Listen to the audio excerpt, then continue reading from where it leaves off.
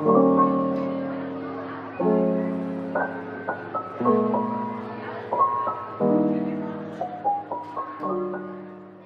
a primeira pergunta, vamos começar.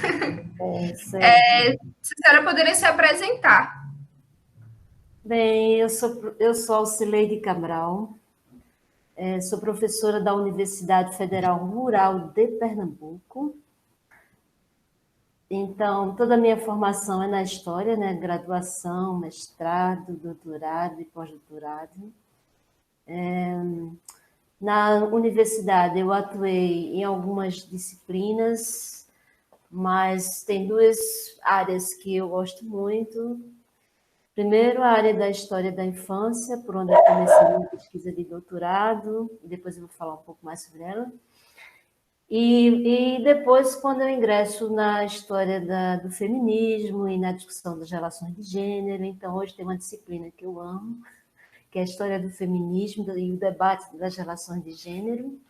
É uma disciplina optativa, bem que podia ser obrigatória, e também a disciplina de metodologia, né?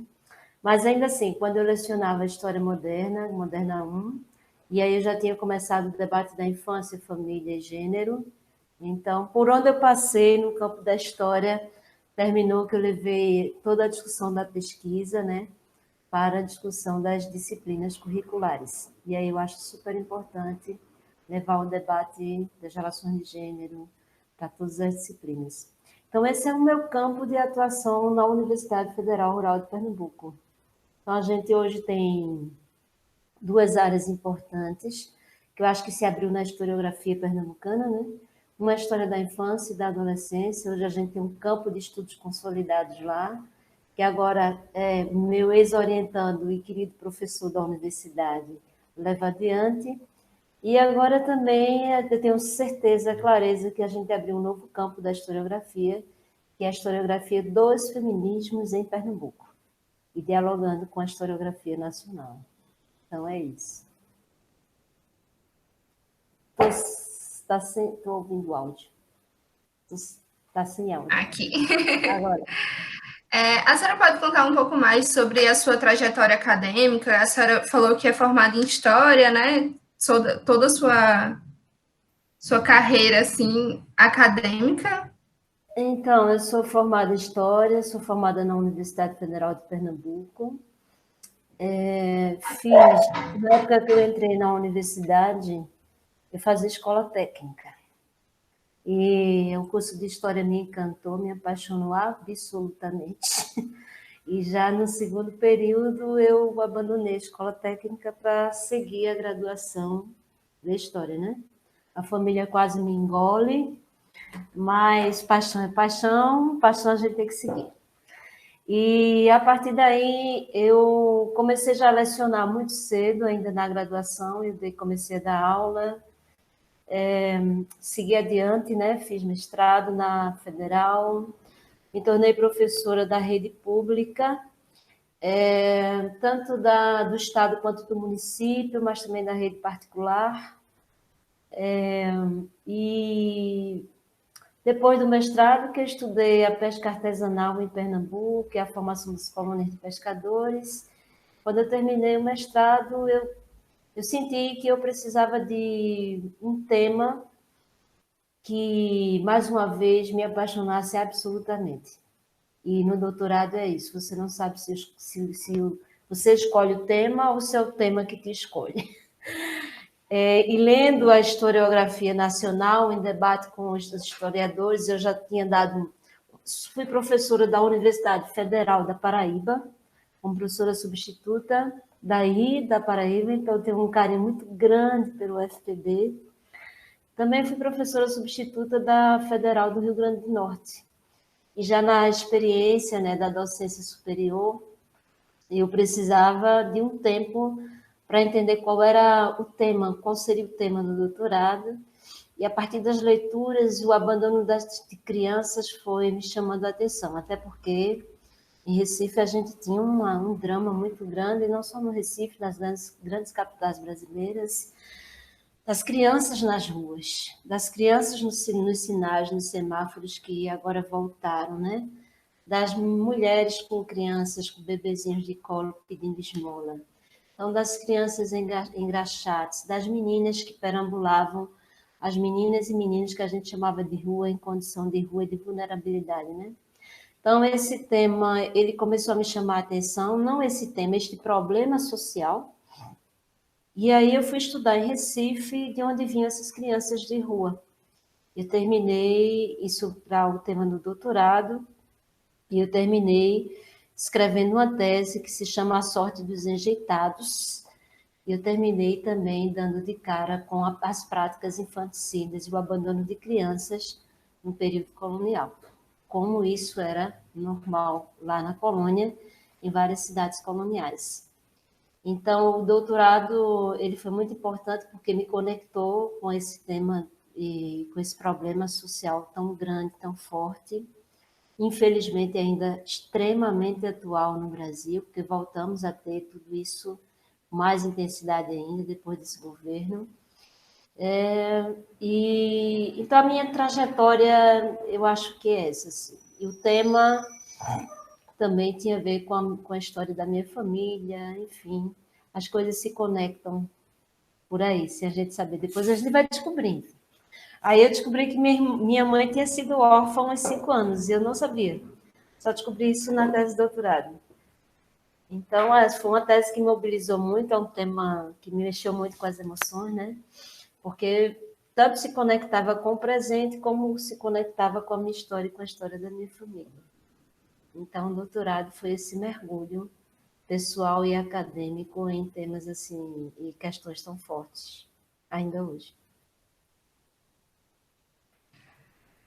Atualmente, a senhora continua pesquisando? Poderia falar um pouco das suas pesquisas atuais? Então, toda essa discussão do abandono de crianças e das práticas infanticidas, né, no Recife, no Brasil, eu levei depois o que acontecia com essas crianças que cresciam na chamada Casa dos Enjeitados ou Casa dos Expostos, que era uma instituição que recebia essas crianças. E a partir daí eu passei com alguns alunos e alunas estudando o século XIX. E as instituições que foram criadas para acolher esses meninos e meninas que cresciam e não tinham família, ou cuja família não era mais identificada. E a partir dessas novas pesquisas, a condição e a situação das meninas expostas, das meninas abandonadas, das meninas que tinham que deixar as casas com 18 anos, das meninas que eram obrigadas a se tornarem empregadas domésticas, as escolhas eugenistas que o Estado fazia já naquele momento de casar meninas, jovens brancos com jovens brancas, meninas negras com meninos negros. A situação das amas de leite, que eram obrigadas a deixar seus filhos, elas muitas vezes como mulheres escravas, obrigadas a deixar seus filhos para alimentar os filhos das famílias brancas e das mulheres brancas. Então, toda essa situação, essa condição da mulher ou das mulheres, das jovens, das meninas, começaram todas essas situações a me chamar a atenção. E aí eu comecei a ler sobre a história das mulheres no Brasil, chegou às leituras dos movimentos feministas no Brasil e fora do Brasil, e eu tomei um susto, porque não tinha nada sobre Pernambuco. Como se Pernambuco e o Recife não tivessem tido mulheres feministas e não tivesse tido nenhuma luta feminista. Então, uma vez eu conversando com a historiadora de São Paulo, eu perguntei, mas por que vocês não falam do Recife, de Pernambuco? Ela disse, porque vocês não escreveram essa história. Então, eu disse, a partir daí, quer dizer, agora eu vou escrever. Então, eu comecei uma pesquisa, eu não sabia quase nada da história do feminismo ou dos movimentos feministas em Recife, e a partir daí eu recebi financiamento, né, do CNPq e da FACEP, que é a Fundação de Apoio à Pesquisa em Pernambuco, consegui alunas bolsistas e a gente começou então a fazer a escavação dessa história, escavar, né, procurar nos documentos, nos jornais, em tudo que a gente podia, a história dessas mulheres e a história dos movimentos feministas em Pernambuco, de onde vem a luta feminista em Pernambuco, e como é que essa luta se conecta com as outras mulheres em nível de Brasil e também fora do Brasil. Então, hoje nós temos 10 anos de pesquisa sobre os movimentos feministas, descobrimos várias mulheres importantíssimas nessa história, e, bem, hoje a gente tem uma historiografia e tem, sei lá, creio que já umas 10 dissertações e TCCs sobre tudo isso. As relações de gênero, a violência contra as mulheres na Primeira República. Então, o movimento feminista que eu dei conta, que eu estudei bastante com as alunas e alunos, é da Primeira República, né? De 1889 a 1932, quando as mulheres conseguem o voto pela primeira vez. Não sei se respondi, Camila. Respondeu sim. A senhora falou que se assustou com o fato de não ter nada escrito da região aqui do Nordeste, né? Eu queria saber mais como é que foi isso. Para quem está começando hoje, é uma coisa que a gente já vê, que já tem gente falando, você mesmo já acabou de falar que tem aí questões de 10 dissertações, né, defendidas nesse assunto. Mas naquele momento, como foi essa experiência? Qual foi as dificuldades que você acabou enfrentando? Então, a gente não tinha, sabíamos dos jornais, né? Então, assim, a primeira fonte para a gente principal foram os jornais da cidade. Esses jornais ainda não estavam digitalizados como hoje eles estão, uma parte, pelo menos, né? No Arquivo Nacional, no Rio de Janeiro. A partir dos jornais, eu comecei a mapear, então, as conexões entre as mulheres e a descobrir que tinha a Fundação Brasileira para o Progresso Feminino, fundada no Rio em 1922, com a Berta Lutz. E Berta Lutz era uma bióloga, imagina, formada na Universidade Sorbonne, Paris, simplesmente. Ela falava 5 idiomas, então era poliglota, de uma família, filha de Adolf Lutz, um importante médico e biólogo. Então, a Berta, ela fez estudos em Paris, né? Ela acompanhou toda a movimentação das mulheres em Paris, na Inglaterra, e quando ela volta para o Brasil, em 1919, ela fica absolutamente impactada com a violência contra as mulheres no Brasil e com a forma como os homens tratavam as mulheres. Independente delas serem ricas, intelectuais, de famílias importantes, elas eram consideradas, e nós éramos consideradas inferiores aos homens. Então, a Berta funda aí uma instituição importante, que é a Liga para o Progresso Feminino, e depois a Federação. E aí eu descubro na pesquisa que ela fez um esforço enorme de se conectar com várias feministas, inclusive na Paraíba, para abrir instituições filiadas da Federação Brasileira. Para juntas, ela no Rio e as outras feministas em vários lugares do país, inclusive em Goiás, né? Em Belém, então, em vários lugares, juntas todo mundo, todas as mulheres lutarem pela cidadania política, pelo direito de votar, pelo direito de serem eleitas para participar das campanhas e dos partidos políticos, pelo direito de fazer concurso público, que as mulheres não tinham, pelo direito de estudar, que as mulheres não tinham, de ingressar nas universidades, que elas não tinham. E para a gente ter uma ideia, Camila, e a gente tem que lembrar que tinha muitas imigrantes, mulheres imigrantes no Brasil nesse momento, né? Então, se uma italiana casasse com um brasileiro, ela perdia a cidadania italiana e ela não ganhava a cidadania brasileira. Ela virava uma mulher sem cidadania nenhuma, sem pertencimento nenhum a nenhuma nação. Então, a condição da mulher era muito frágil. A mulher só podia trabalhar se tivesse autorização do marido, carta do marido autorizando, se ela fosse casada. A mulher não podia vender nenhum bem do marido, nenhum bem do casamento, se ela não tivesse autorização do marido. Não podia mudar. A mulher não podia se desquitar, se separar. Mesmo que estivesse apanhando, mesmo que o marido estivesse longe de casa, mesmo que o marido tivesse outras mulheres. Enfim, a condição da mulher era terrível. Né? Era era de muita subalternidade, de muita violência e vista sempre como muito inferior. Então, a partir daí, da Federação Brasileira para o Progresso Feminino, eu tive que ir no Rio, ainda bem que naquele momento eu recebi financiamento, né, do MEC, porque a gente tem que ver que o MEC, na gestão de Lula e Dilma, teve uma importância enorme. A gente tinha a Secretaria das Mulheres, né, quase como um ministério, e foi essa secretaria que financiou várias pesquisas na área de feminismo e relações de gênero no Brasil inteiro, e permitiu, inclusive, que a gente se conectasse nacionalmente, né? Então, a gente teve vários seminários em Brasília para saber como estavam as pesquisas em cada estado, então isso foi muito interessante.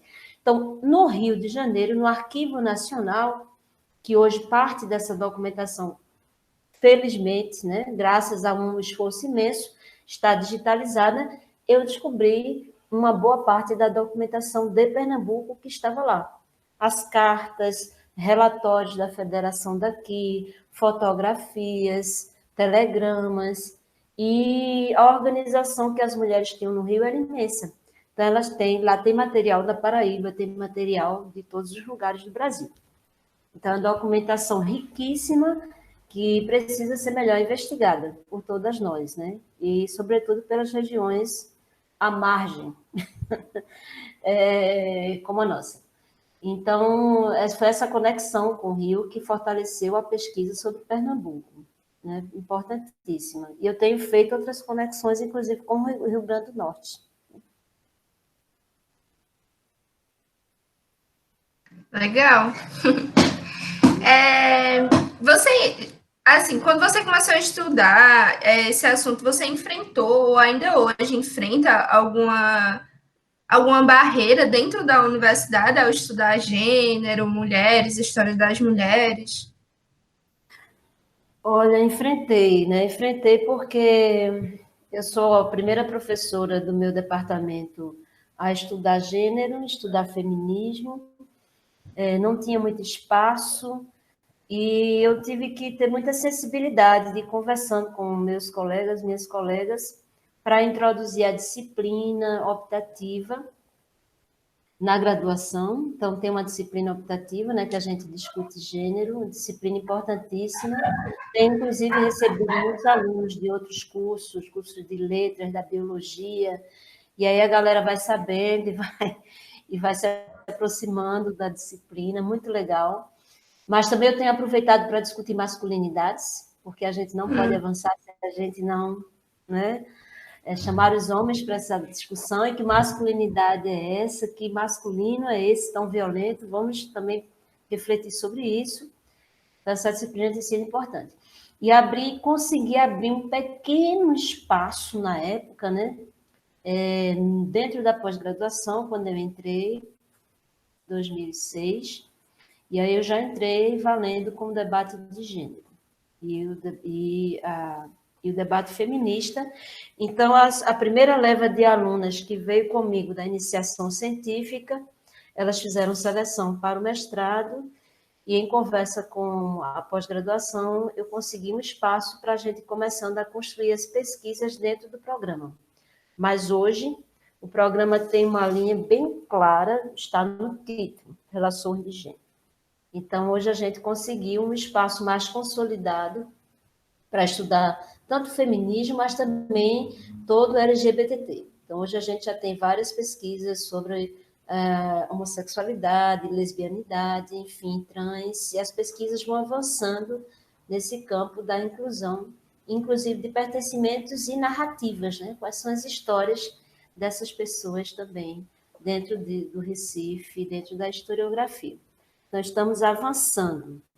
E hoje eu tenho mais dois colegas dentro da minha linha de pesquisa que trabalham com gênero, com LGBTT. Então, a gente tem avançado, eu acredito. Mas Como não tem foi sido? fácil. Imagino que não. Como é que tem sido a recepção dos alunos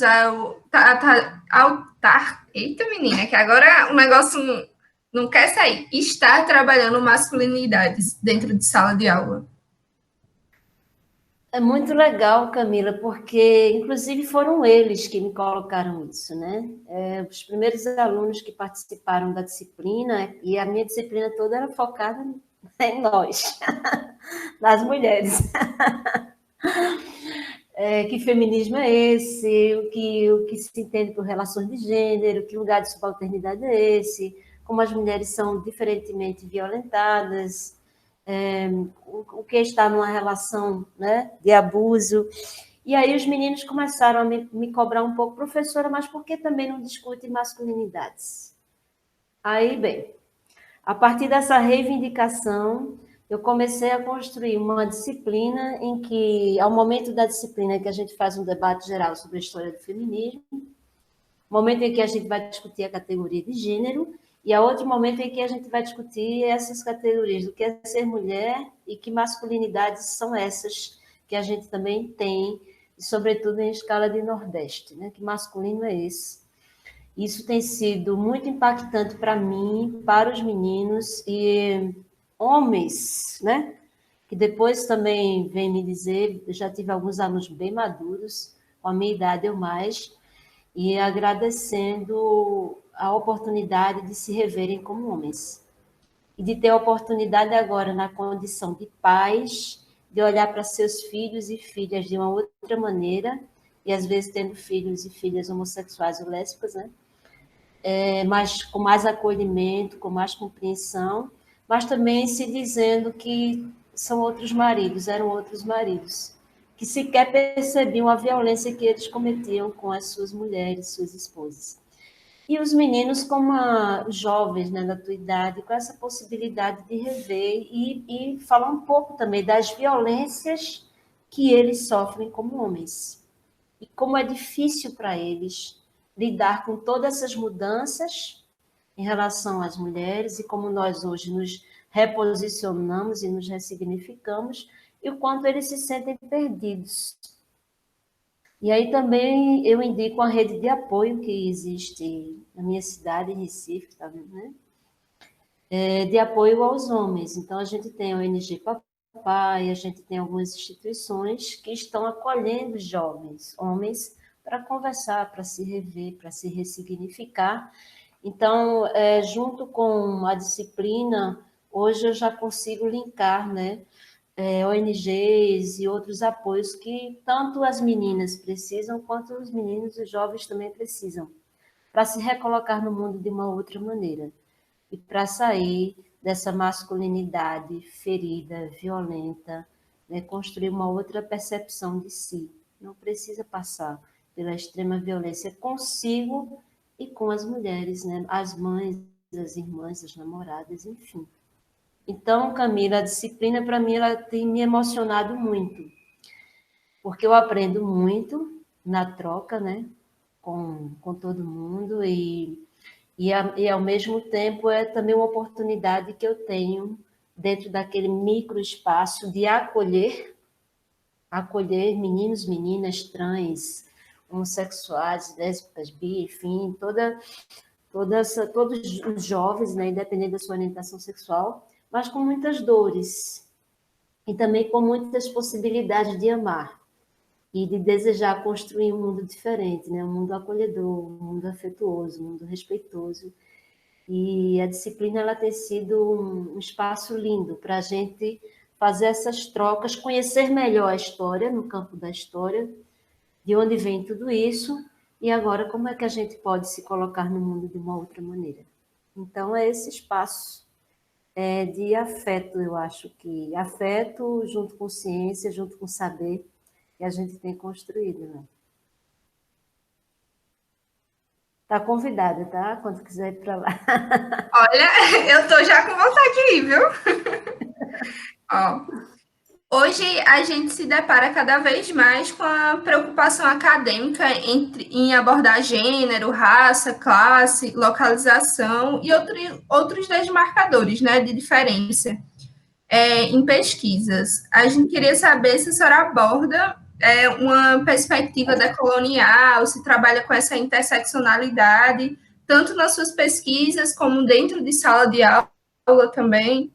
Como é que a senhora enxerga Olha, essas abordagens? isso foi outro avanço, né, da pesquisa e da sala de aula, porque quando eu comecei a pesquisa, eu não tinha muito claro a perspectiva da interseccionalidade, né? Eu não tinha claro a perspectiva racista, eu realmente não tinha. E aí, na apresentação dos resultados da pesquisa, as porradas que eu levei nos eventos, e as pessoas me perguntando: cadê as negras? Cadê as negras dessa discussão? Cadê as índias, né? Eu não tinha. A partir das primeiras questões que foram levantadas nos eventos, nas mesas e tudo, aí eu pedi para a minha equipe, junto comigo, a gente começou a ler muito sobre o racismo, que sociedade tão racista, esse marcador tão forte, né? E a gente começou a procurar na documentação as marcas desse racismo, né? Da exclusão, inclusive dentro do próprio movimento feminista. E afinal, que mulheres eram essas que nós estávamos estudando naquele momento na Primeira República, né? E aí a gente descobre com muita clareza que eram, sim, mulheres brancas ou mulheres lidas como brancas. Porque eram mulheres de famílias ricas, eram mulheres abastadas, eram mulheres de classe média ou das camadas médias urbanas, que naquele momento estavam em crescimento em várias cidades no Brasil, né? Mas mesmo que elas fossem pardas ou negras, só a condição de classe, né?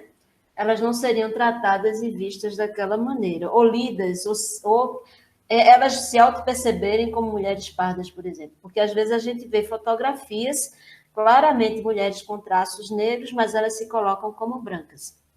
Então, isso foi um dado muito importante da pesquisa, além de localizar mesmo nas cartas, quando elas se referiam às negras, às outras mulheres, né? E quando elas se referem também às anarquistas, há um conflito muito intenso com as anarquistas nesse período. As anarquistas são perturbadoras da ordem, são desordeiras, não, e nós não queremos essas mulheres no nosso movimento, por exemplo. E também em sala de aula, aprendi muito com as meninas e com as mulheres negras, porque o primeiro momento em que eu abro a disciplina, eu tenho toda uma historiografia branca, escrita por mulheres brancas.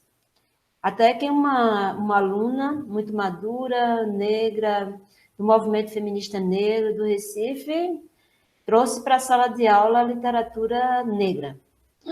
E a partir daí eu comecei a introduzir, valendo, todo o debate negro feminista em sala de aula, né? Do feminismo negro. Então, Lélia Gonzalez, Sueli Carneiro, Carolina de Jesus. E então eu tenho feito um trabalho muito mais consciente, né, de que lugar de fala é esse, mas ao mesmo tempo com muita perspectiva racial.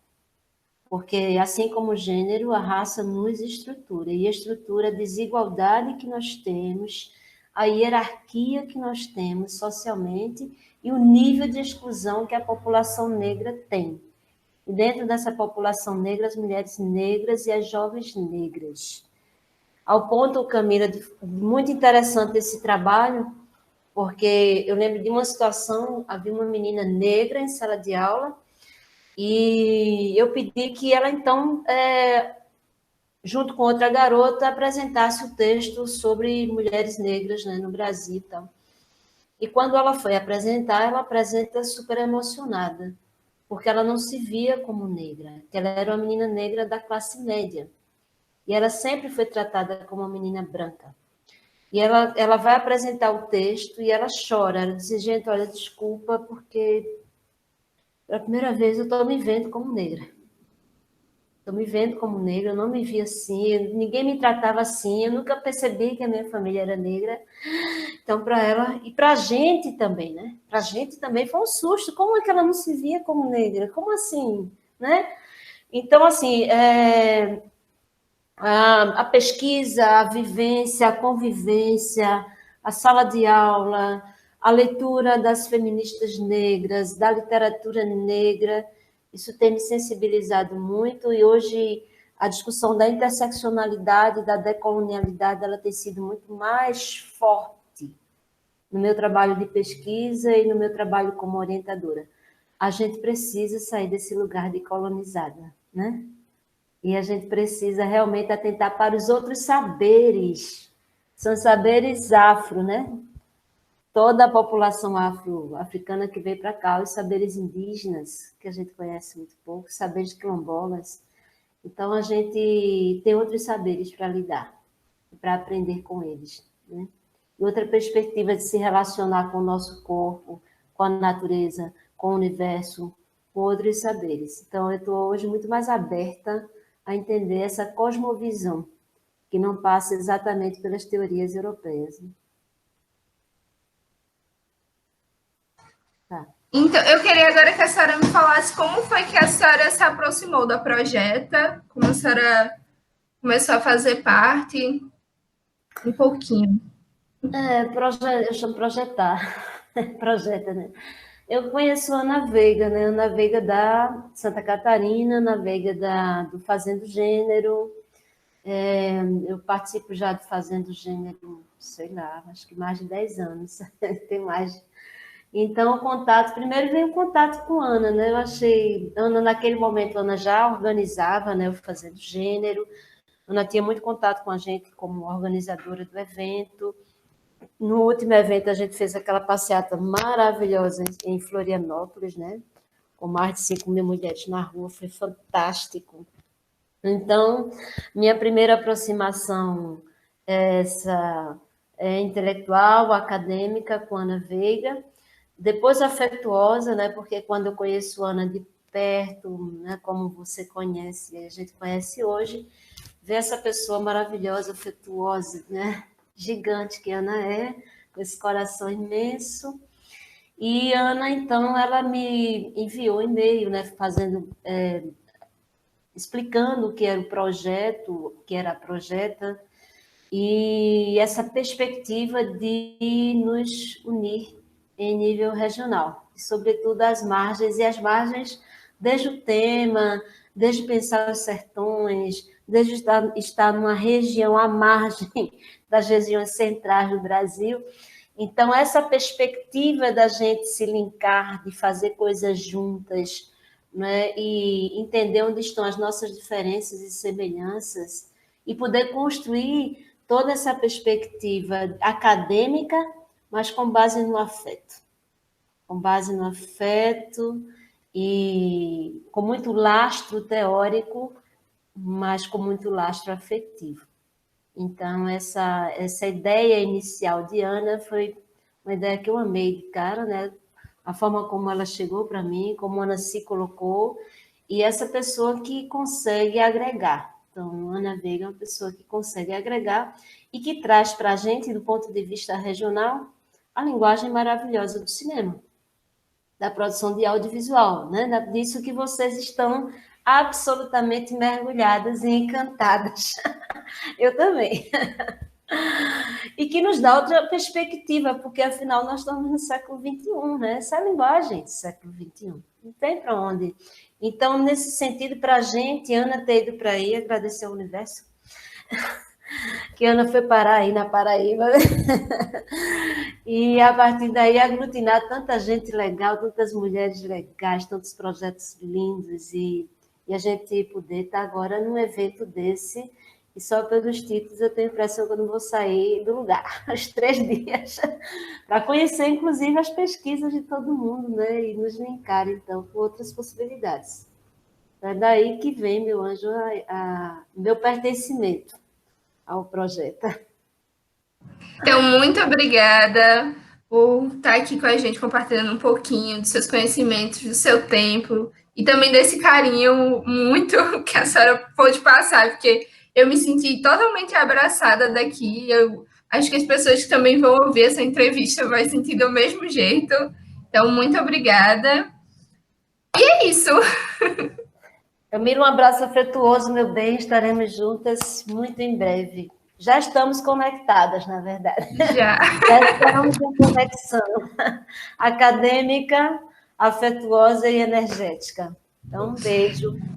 Beijo. Muito obrigada. Nada, meu bem. Tchau.